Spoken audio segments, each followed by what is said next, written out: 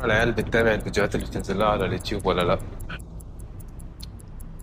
طب هل يا ترى متابعين وبيحضروا تصحيح الواجب على التليجرام؟ طب وبعدين احنا لازم نتأكد ونتابع الطلبة بنفسنا. يلا بينا نرن على أي طالب عشوائي كده نشوف الطلبة دي هتعمل ايه.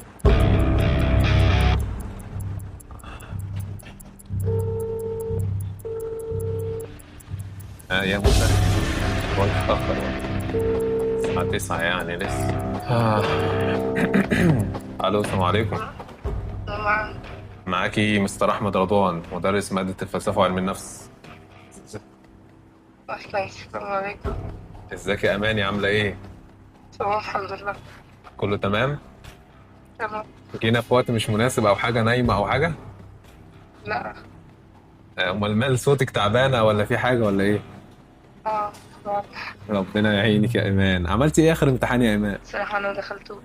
ازاي ده انت بس ظاهرة أنا معانا ان انت جايبة 13 من 15. أيوه بس كنت قلت الامتحان الأول، أنا فاكرة إن أنتوا نزلتوا امتحان تاني، أنا مش لا، احنا بنتكلم على الامتحان الأول. طب أيوه. اتفرجتي على آخر حلقة على اليوتيوب نزلت؟ الفلسفة والدين أيوه. والعلم أيوه المنطق. والمنطق كمان. طب يعني لو سألنا هتعرفي تجاوبي؟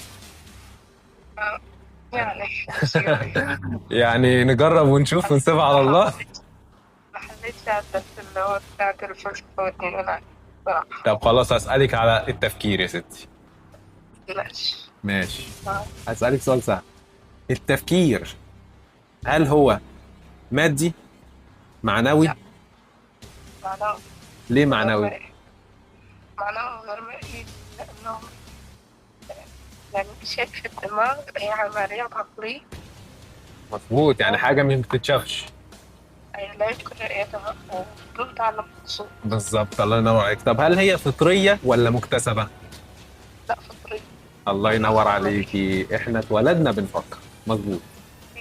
احنا يا اماني خدنا رقم عشوائي كده، وطبعا ظهر معانا على الترو كولر انتي، فطبعا جبنا دخلنا على السيستم التيم بتاعنا وشاف ان انت جايبه 13 من 15 والكلام ده، واحنا دلوقتي بنصور. تعرفي يا اماني ان احنا في الفيديو الجاي او الامتحان الجاي، اسف، لو قفلتي 500 جنيه هيتحولوا لك فودافون كاش، والامتحان اللي بعده لو قفلتيه اللي هو الامتحان الشامل عليه 1000 جنيه. لا مستحيل ممكن تتصرف.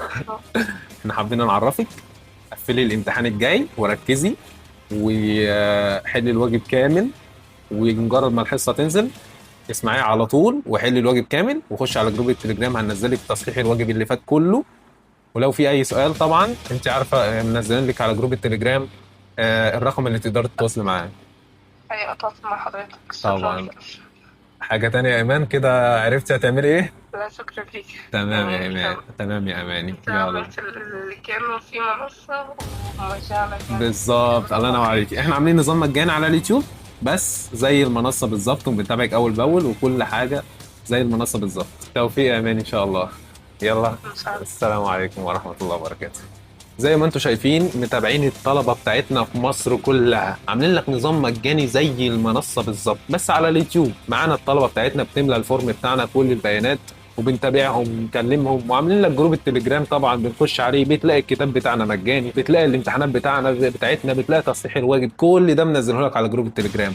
وزي ما انت شفت التيم بتاعنا او احنا بنفسنا بنكلم الطلبه بتاعتنا وبنتاكد، وكل النظام ده مجاني، مش محتاجين اي حاجه من الطالب على اليوتيوب. مستني ايه؟ مستني اشوفك الامتحان الجاي وانت مقفل وبكرمك وبديك ال 500 جنيه. السلام عليكم ورحمه الله وبركاته.